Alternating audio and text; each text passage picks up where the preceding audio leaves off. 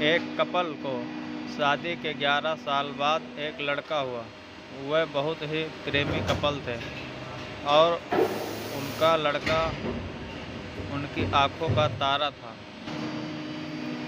एक सुबह जब वह लड़का तकरीबन 2 साल का था, पति ने एक दवाई की बोतल खुली देखी। उसे काम पर जाने के लिए देरी हो रही थी, इसलिए उसने अपनी पत्नी से उस बोतल को ढक्कन लगाने और अलमारी में रखने कहा। लड़के की मम्मी रसोई घर में तल्लीन थी। वह ये बात पूरी तरह से भूल गई थी। लड़के ने वह बोतल देखी और खेलने के इरादे से उस बोतल की ओर गया। बोतल के कलर ने उसे मोह लिया था, इसलिए उसने उसमें की दवाई पूरी पी ली थी। उस दवाई की छोटे बच्चों को छोटी सी मात्रा भी जहरीली हो सकती थी। जब वह लड़का नीचे गिरा, तब उसकी मम्मी उसे जल्द से जल्द दवाखाने ले गई, जहां उसकी मौत हो गई। उसकी मम्मी पूरी तरह से हैरान हो गई थी।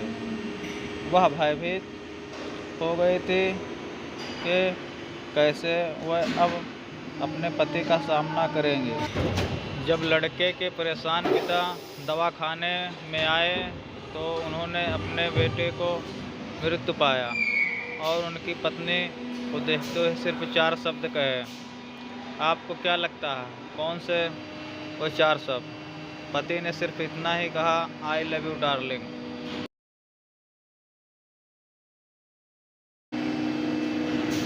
अपने पति का अनपेक्षित व्यवहार आश्चर्यचकित करने वाला था। उसका लड़का मर चुका था, वह उसे कभी वापस नहीं ला सकता था और वह उसकी पत्नी में भी कोई कसूर नहीं ढूंढ सकता था। इसके अलावा आगे उसने खुद ने वह बोतल उठा के बाजू में रख दी होती तो आज उसके साथ ये सब न होता। वह किसी पर भी आरोप नहीं लगा सकता था। उसकी पत्नी ने भी उनका इकलौता बेटा खो दिया था।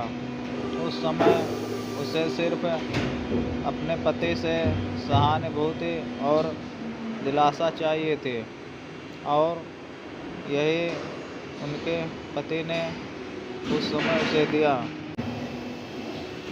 कभी कभी हम इसी में समय व्यर्थ कर देते हैं कि परिस्थिति के लिए कौन जिम्मेदार है या कौन आरोपी है। ये सब हमारे आपसी रिश्ते में होता है।